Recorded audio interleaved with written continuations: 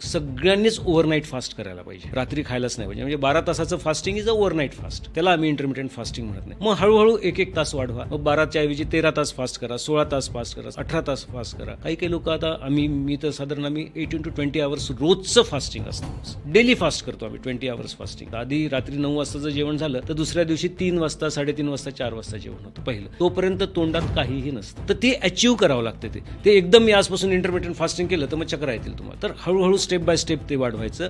आणि intermittent fasting केल्याने सगळ्यात महत्त्वाचं काय माहिती आहे का, ग्रोथ हॉर्मोन वाढतं तुमचं. आणि ग्रोथ हॉर्मोन वाढणं म्हणजे फास्टिंग इज अँटी एजिंग. तुमचं एजिंग कमी होतं. आणि लोकांना काय वाटतं माहिती आहे का, की फास्टिंगमुळे खूप काही त्रास झाला, खूप वीक झालं, खूप अशक्तपणा झाला, हेमोग्लोबिन. असं कधीही फास्टिंगने होणार नाही. असं जर असलं असतं तर एकादशी ठेवलीच नसती देवानी, रोजे ठेवलेच नसते अल्लानी. Everybody should go to intermittent fasting. पण तुमची कंडिशन्स आहेत की तुम्हाला काय, तुम्ही जर अँटीडायबेटिक ड्रग घेत असाल तर ते डोस तुम्हाला तुमच्या फिजिशियनकडनं ऍडजस्ट करून घ्यायला लागतील. तुम्हाला हायपोग्लायसिमिया नाही बसायला पाहिजे. तर ह्या काही कंडिशन्स आहेत. या कंडिशन्समधनं जर तुम्ही फास्टिंग केलं तर त्याच्यासाठी काही इश्यू नाही आहे.